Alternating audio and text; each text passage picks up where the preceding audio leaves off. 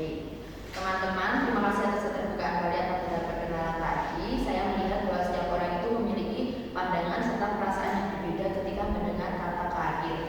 Ada yang merasa ragu, bingung, takut, serta ada yang masih mencari arah. Sebelum kita masuk ke pembahasan ini, saya akan mengingatkan kembali bahwa tidak ada jawaban yang benar ataupun salah di sini. Saya berharap teman-teman dapat berbicara dengan nyaman sesuai dengan pengalaman masing-masing.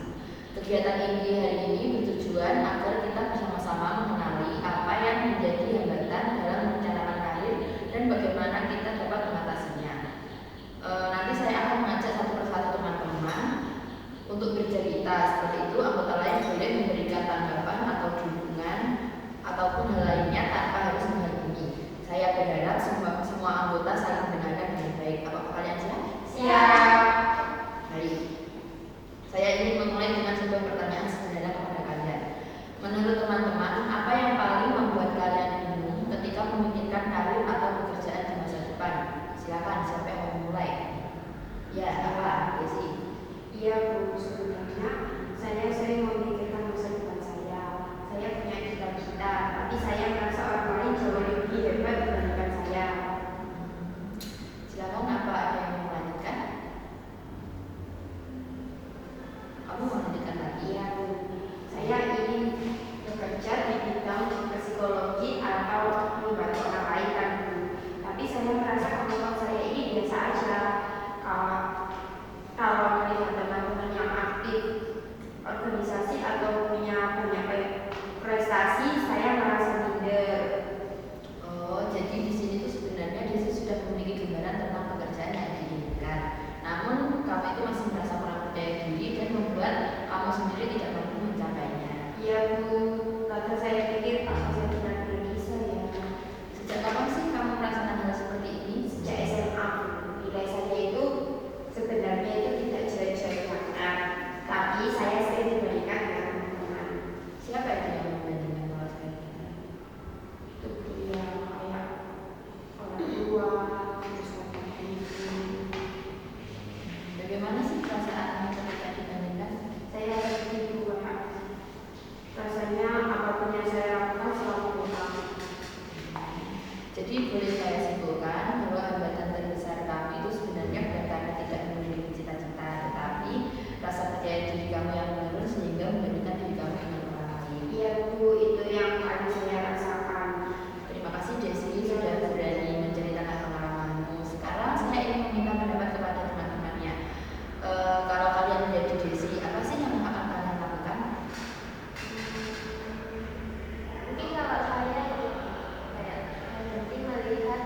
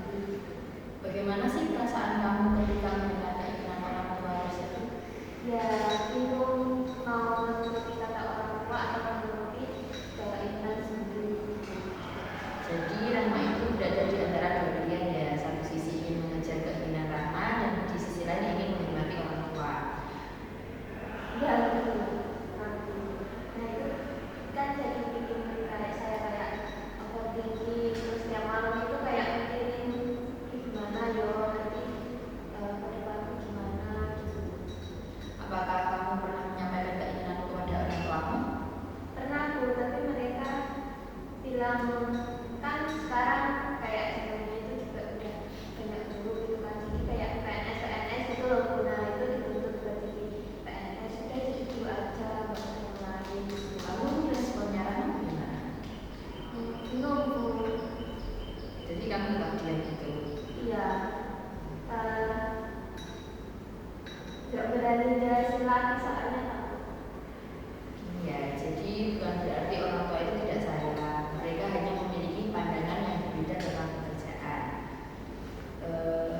Terus bagaimana pendapat teman-teman kalian dan teman-teman di sini tentang cerita kamu? Mungkin Rama bisa menunjukkan bahwa usaha yang mau dia rintis itu juga bisa berhasil. Terus yang lain ada yang mau lagi? Aku boleh. Boleh. Kan tadi permasalahannya antara kamunya mau bikin bisnis sama orang tua tuh pengen jadi guru.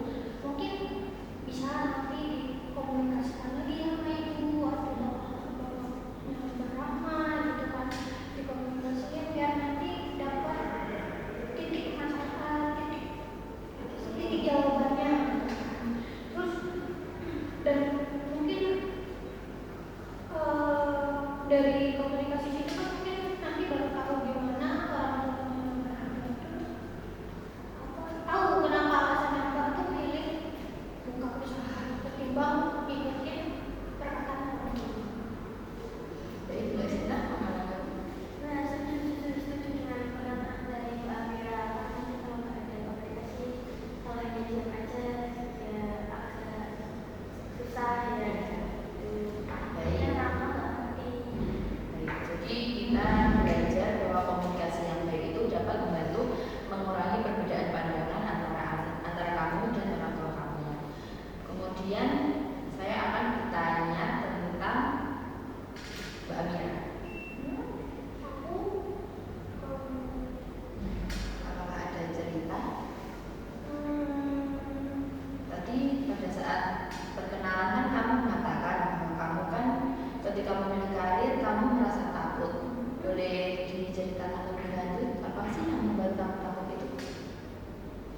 kan sebenarnya tuh aku tuh kayak punya cita-cita tuh kayak sebagai penulis gitu kan. Terus kayak atau kayak di bidang-bidang atau kayak bekerja di bidang-bidang yang kayak menulis gitu kan, kayak kan saya orangnya suka bercerita gitu kan, atau mau cerita, jadi kayak dengan menulis gitu kan jadi apa ya, ada saluran karir yang jadi menentukan saya.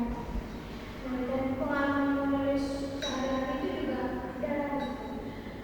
Tapi kayak setiap kali aku ikutin lomba atau kayak ngirim karya tulisan itu kayak apa ya?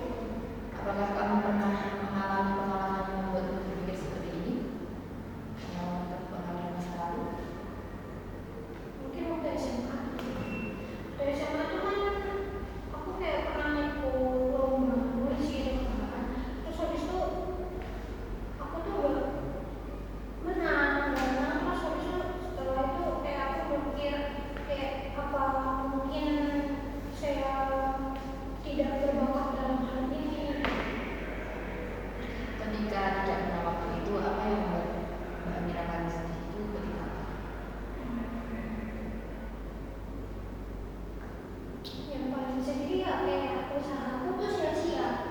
Terus aku juga kayak malu sama temen sendiri karena nggak Jadi satu pengalaman yang kurang menyenangkan itu membuat Mbak Amira menyimpulkan bahwa kamu itu tidak mampu. Gitu. Menurut Mbak Amira, apa satu kegagalan yang sudah cukup untuk menentukan kemampuan seseorang?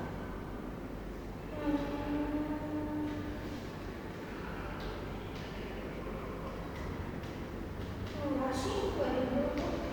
Kalau begitu, mengapa Mbak Amira memberikan kesempatan kedua kepada orang lain untuk belajar, tetapi belum memberikan kesempatan kedua kepada diri sendiri?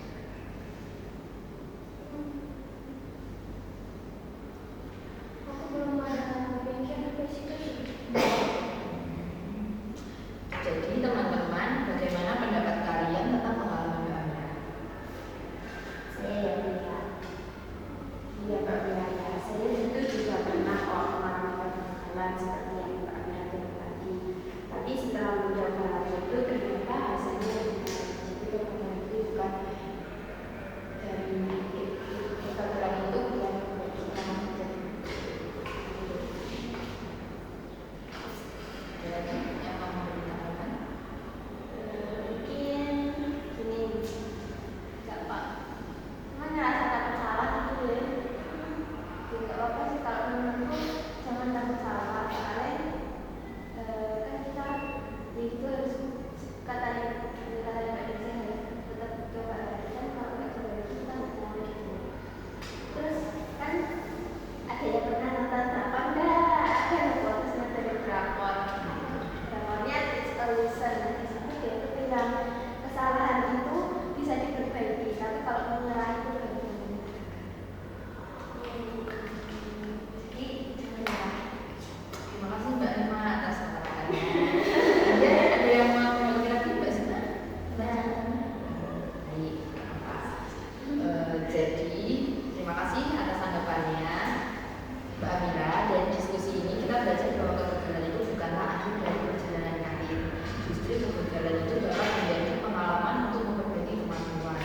Orang yang berhasil bukanlah orang yang pernah gagal, tapi orang yang mau bangkit dan terus untuk mencoba. Baik, sekarang saya ingin mendengarkan, kan tadi udah semua nih. Yang terakhir ada Mbak Zina. Baik, saya ingin mendengarkan cerita dari Mbak Zina. Tadi Zina mengatakan bahwa masih mencari arah dan belum mengetahui potensi dirinya. Bisa diceritakan lebih lanjut Mbak Zina?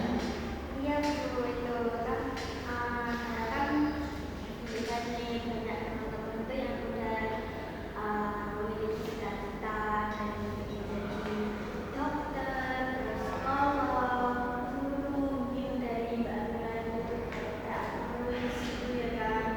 Nah, tapi itu kalau saya tuh masih bingung tuh. Lalu apa sih yang membuat Mbak Zina bingung? Saya tuh merasa kalau saya tuh belum mempunyai kayak apa sih yang menonjol di saya itu apa. Apakah hubungan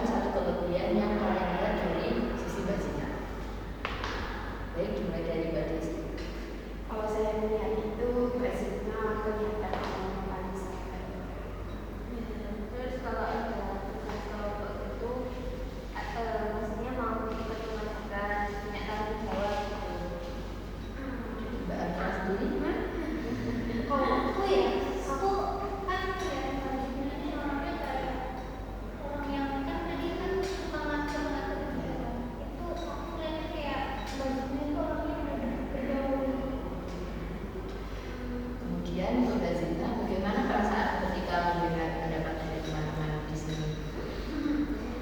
Senang. Ya, ternyata orang itu melihat kelebihan saya selama ini yang tidak saya sadari sendiri. Mbak Zita, menurutmu apakah kemampuan bekerja sama, membantu orang lain, dan mampu menjelaskan sesuatu itu dapat menjadi bekal dalam memilih karir? Ya, mungkin bisa itu apa namanya kayak mempertimbangkan pekerjaan yang banyak berinteraksi dengan orang lain. Menurutmu pekerjaan apa sih yang sesuai? Keluar guru mungkin itu atau kayak di bidang apa pelayanan masyarakat gitu. Baik, itu adalah pilihan yang sangat bagus. Yang terpenting sekarang adalah Mbak Zita itu mulai mengenali diri dan terus mengembangkan kemampuan tersebut. Terima kasih kepada Mbak Desi, Mbak Rahma, Mbak Amira, serta Mbak Zita yang sudah berani berbagi cerita. Kalau kita perhatikan, ternyata setiap orang itu memiliki hambatan yang berbeda. Seperti tadi Mbak Desi mengalami hambatan kurang percaya diri, kemudian Mbak Rahma mengalami perbedaan harapan dengan orang tuanya, kemudian Mbak Amira tadi merasa takut dan gagal sehingga ragu untuk mencoba, serta yang terakhir ini tadi Mbak Zita belum menyadari potensi yang dimilikinya. Namun di sini saya juga melihat satu kesamaan dari kalian semuanya. Semua itu memiliki keinginan untuk berkembang dan memiliki karir yang sesuai dengan diri masing-masing. Karir itu tidak ditentukan oleh nilai, keberuntungan atau pendapat orang lain. Karir dibangun melalui proses mengenali diri, mengembangkan potensi, berani mencoba, belajar dari kegagalan, serta terus mencari informasi serta pengalaman. Semoga diskusi hari ini membantu teman-teman untuk mulai memahami diri sendiri dan semakin yakin dalam merencanakan langkah menuju karir yang diinginkan. Terima kasih kepada teman-teman. Saya sangat mengapresiasi keberanian kalian untuk saling berbagi cerita kepada saya. Saya melihat bahwa setiap anggota itu memiliki hambatan yang beda, tapi tujuan kita tetap sama, yaitu ingin memiliki masa depan yang dan karir yang sesuai dengan diri kita. Sekarang saya ingin mengajak teman-teman berpikir lebih jauh. Kita sudah membahas hambatannya. Pertanyaan berikutnya adalah apa sih yang kita bisa lakukan untuk memulai hari ini agar lebih siap merencanakan karir? Saya ingin dengar pendapat kalian satu persatu. Setelah mendengarkan cerita dari teman-teman tadi, apa yang kamu pelajari sih? Saya belajar karena ternyata saya terlalu sering membandingkan diri dengan orang lain itu padahal setiap orang mempunyai potensi yang berbeda-beda.